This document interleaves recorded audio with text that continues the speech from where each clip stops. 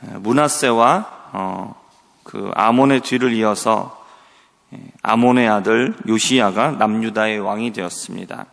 그가 왕이 될 때는 그의 나이가 8세였는데 아버지 아몬이 2년 만에 신하들에게 죽임을 당했기 때문에 요시야가 아직까지 나이가 어렸던 걸로 보입니다. 할아버지 므낫세와 아버지 아몬과 다르게 요시야는 여호와가 보시기에 정직하게 행했다. 그리고 그가 다윗의 모든 길로 행하고 좌우로 치우치지 않았다라고 말하고 있습니다. 정직한 길로 행하면서 좌우로 치우치지 않았다라고 이렇게 평가를 받았는데, 우리 성도님들 다 아시는 것처럼 우리가 살면서 유혹도 많고 또 고난도 많습니다. 그렇죠? 그렇기 때문에 우리가 마음에서 신앙생활을 하면서 바르게 가고 싶지만 유혹도 많고 고난도 많다 보니까 우리의 마음이 흔들릴 때도 있습니다. 그리고 옆길로 빠질 때도 있죠. 그렇기 때문에 신앙생활을 오래 경험하면 경험할수록 요시야가 좌우로 치우치지 않았다라는 이런 평가를 받는다라는 것이 이게 얼마나 대단한 것인지 잘 아실 겁니다. 우리가 날이 갈수록 우리의 신앙이 더욱더 단단해지기를 바랍니다. 인생에 여러 가지 어려움도 있고 또 많은 유혹들도 있지만 우리가 흔들리지 않고 그리고 우리가 좌우로 치우치지 않으면서 우리가 일관되게 늘 믿음으로 살아갈 수 있는 우리 모두가 되기를 주님의 이름으로 축복합니다. 요시야가 왕이 된 지 18년째가 되었을 때, 그러니까 그의 나이가 26세가 되었죠. 서기관 사반을 성전에 보내서 대회장 hil기야에게 성전 수리를 진행하라고 명령을 합니다. 그리고 수리하는 방식은 이전에 요아스 왕 때 사용했었던 방식대로 진행하게 합니다. 그 방식은 백성들이 성전 문 앞에 있는 통에다가 은을 집어넣으면 성전문을 지키는 사람들이 그 은을 계수하죠. 그리고 은을 성전 수리를 맡은 감독자들에게 주오고, 그리고 감독자들이 작업자들에게 돈을 주어서 수리에 필요한 재료들을 사오게 하고, 그리고 그것을 수리하도록 하는 방식이었습니다. 하나님께 대한 열심을 가지고 있었던 요시야는 이전 요아스 때에 성전을 수리했던 방식에 대해서 잘 알고 있었고, 그리고 이것이 신뢰할 수 있는 좋은 방식이라고 생각했기 때문에 그 방식대로 성전을 수리합니다. 그러니까 우리가 예전의 것, 옛날 거라고 하면 요새는 옛날 거다 그러면은 구닥다리고 안 좋은 거다라는 이미지가 많이 있지만, 예전 것이 무조건 낡은 것이고 안 좋은 것이 아니죠. 왜냐하면 이것은 지혜에 속한 문제가 되기 때문입니다. 그러니까 이것은 우리의 지혜가 이전 세대보다 못할 수도 있습니다. 욥기 12장 12절을 보면 이렇게 말합니다. 늙은 자에게는 지혜가 있고 그리고 장수하는 자에게는 명철이 있느니라 라고 말씀합니다.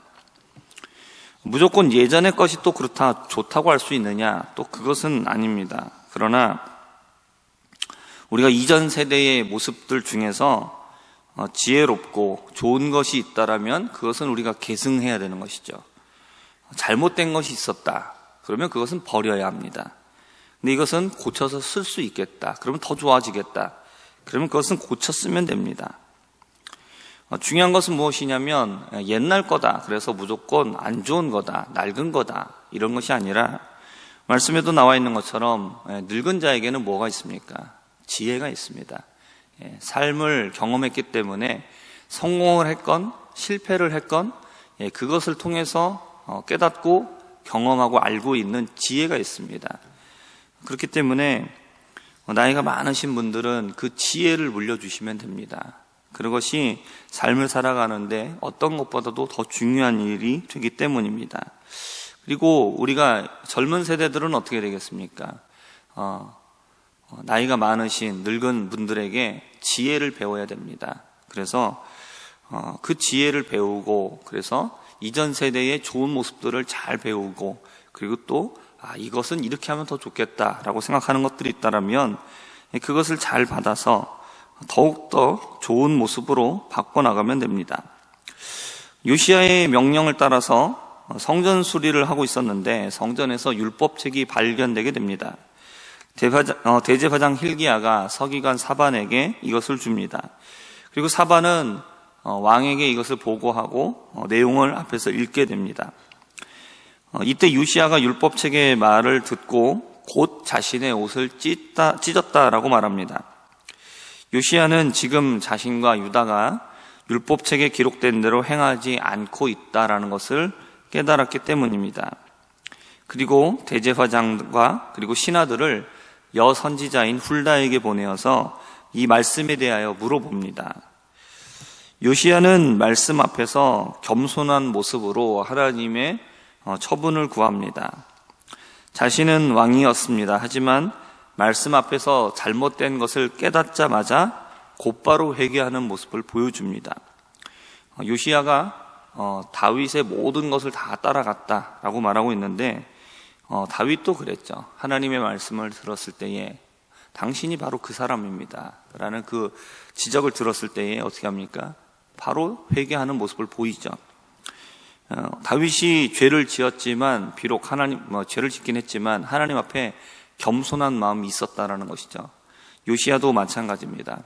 자신이 하나님의 성전을 수리하고 하나님에 대한 열심을 가지고 살고 있지만 말씀을 통해서 잘못되어 있다는 사실을 깨닫게 된 겁니다. 그래서 겸손하게 하나님 앞에 회개하게 되는 것이죠. 그리고 회개하는 모습으로 옷을 찢었죠. 그리고 여선지자에게 대제사장과 신하들을 보내어 말씀에 대하여서 우리가 어떻게 되겠습니까? 하나님께서 우리에게 무엇을 말씀하십니까? 라고 이렇게 물어봅니다. 이 요시야의 신앙과 겸손은 진짜였던 겁니다. 여선지자 훌다는 요시야가 보낸 신하들에게 뭐라고 말합니까?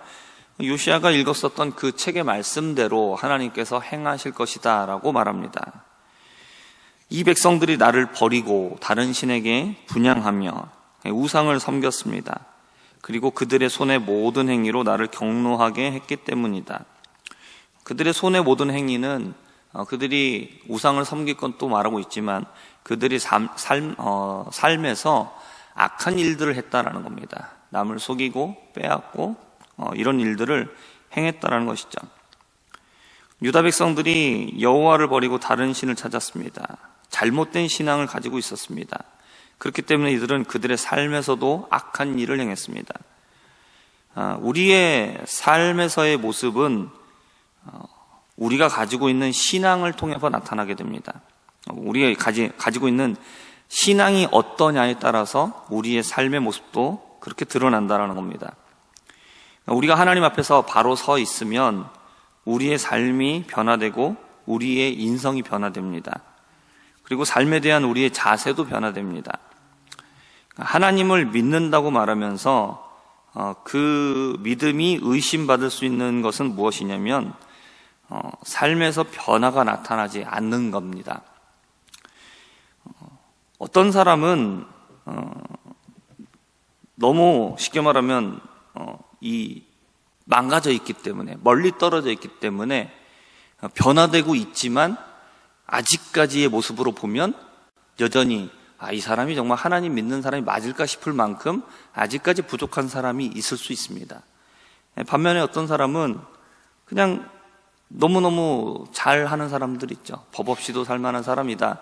그런 얘기를 들을 만큼 그런 괜찮은 모습이 있는 사람이 있을 수 있습니다. 그러나 지금 시점으로만 보면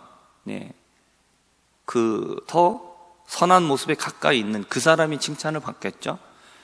그러나 시간이 지나 보면 달라지는 건 뭐냐면 더 좋은 모습으로 있는 그 사람이 아무런 변화가 없다라면 시간이 지나도 그 사람은 여전히 그 자리라는 겁니다.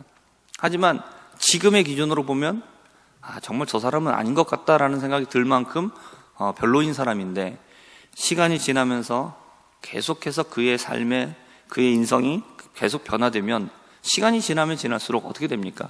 더 좋아지죠. 달라지는 겁니다. 그러면 그 사람은 시간이 지날 때 이전에 있었던 자기하고 비교하기 힘들었던 그 사람의 모습과 견줄 만큼 달라질 수 있는 거고, 그리고 그보다도 더 좋은 모습으로 변화될 수 있는 겁니다. 중요한 거는 뭐냐? 변화되는 거예요.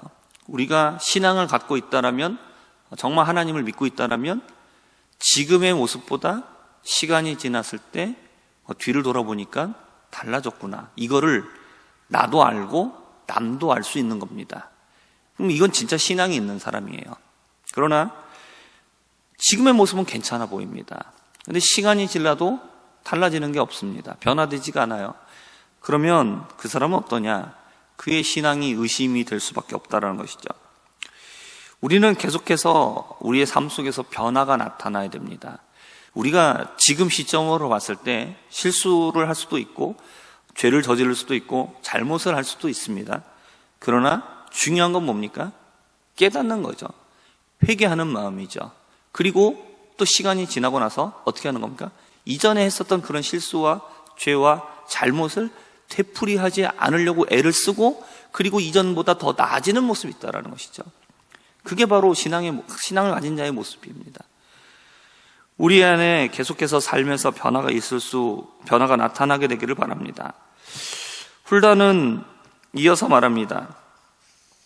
유다를 향한 하나님의 심판이 요시야 왕 당대에는 있지 않을 것이라고 말하는데, 이유에 대해서 말합니다. 요시야가 이 심판의 메시지를 듣고 그의 마음이 부드러워지고 겸손해져서 회개했기 때문이다 라고 말하고 있습니다. 요시야가 회개했던 이유, 통곡했던 이유가 뭡니까? 받게 될 심판이 무서워서가 아니라 하나님의 말씀대로 살지 않은 것에 대하여서 그 결과로 심판이 주어졌기 때문입니다. 이건 참된 회개를 했다는 것이죠. 단지 매 맞는 게 무서워서 그렇게 하는 것은 이건 참된 회개가 아니죠. 그러나 내가 잘못한 것을 깨닫고 눈물을 흘리는 것은 참된 회개입니다. 요시야의 회개를 보신 하나님은 심판하지 않겠다라고 약속을 하셨습니다. 이 말씀을 보면서 이런 생각이 들을 때가 있었습니다. 요시야 이후의 모든 왕들이 계속해서 요시야와 같이 회개했다라면 하나님께서 유다에 대한 이 하나님의 심판의 계획까지도 철회하지 않으셨을까라는 생각이 들었다는 거죠. 그러나 결국은 어떻게 됩니까? 요시야와 같은 왕이 나오지 못하고 결국 하나님 앞에서 유다가 멸망을 하게 됩니다. 우리의 죄는 하나님으로부터 오는 좋은 것을 막습니다. 그런다면 우리의 진정한 회개는 하나님으로부터 좋은 것을 오게 합니다. 우리는 이것을 기억해야 합니다. 그리고 우리가 하나님 앞에서 늘 진실하고 정직하며 그리고 늘 회개할 수 있는 그러한 성도들이 되기를 바랍니다. 기도하겠습니다.